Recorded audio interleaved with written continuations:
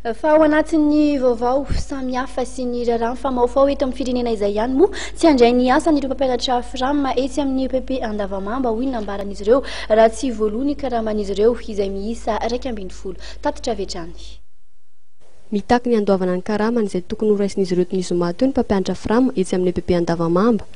Maro ihany koa ireo ray aman-dreny tonga teny amin'ny sekoly ny ampy ireo mpampianatra frama nanao ny fitakiana. Ka araka ny nambaran'ireo mpampianatra dia tsy hiverina indray ny asan'izy ireo raha tsy voarainy avokoa ny karama mandritra taom-pianarana 13 Solarivo 14 Solarivo ity. Anay zany raha tokony andray vola izay ny zoma 10 janvier dia tsy nahazo vola izahay ka 10 androany mba 14 dia tsisy vola noraisinay. Problème nefa tsy voatery io 10 io ihany fa volanay farmatonga any amin'ny volana o zany tsisy tsony teniny trésorier-nay fa tsisy vola 0 ariary any amin'ny compte. Izay zany tena volanay dia izay zany tsy ampianatra mihitsy raha tsy azonay daholo volana alohan'ny ray aman-dreny ho lasa karamanay rehefa mandritra ity taona ity.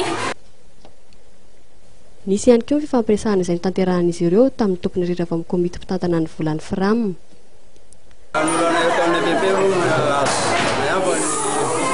Ny problème zany le karama mpampianatra ny tsy voaloha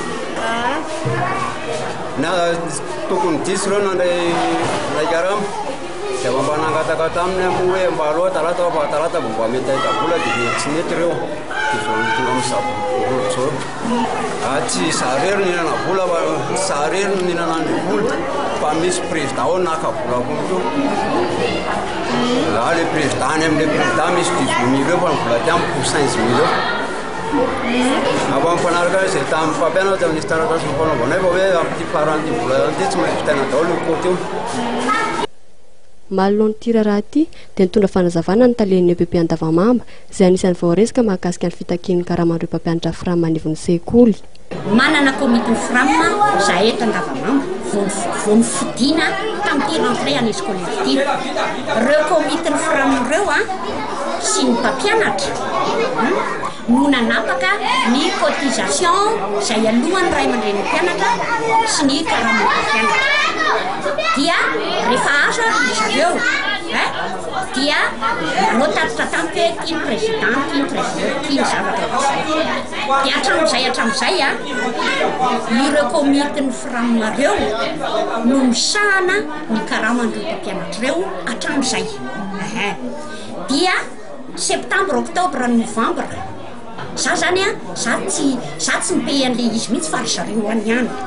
Dia rehefa tatarina zany ohatrany hoe nisy olana ny vis-à-vis-ny mpampianatra sy ny komity dia tamin'ny zoma zany fotoana fandraisan'ny mpampianatra vola dia rehefa tonga teo ny komity dia tsisy vola hony any amin'ny trésorier dia efa lasa zany ny disadisa ohatra zao.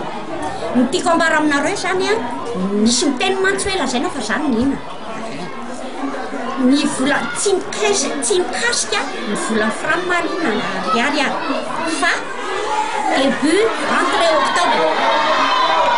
Tamin'ny rentrée octobre zany ny FCL nay avy any amin'ny fanjakana mbola tsisy misy mifanampiana dia fantatry ny mpampianatra fantatry ny komity fa hoe indrana vola aminareo ividianako fond de départ retraité amin'ny piasy fa rehefa tonga ny FCL koa dia payena ilay volan'indrano.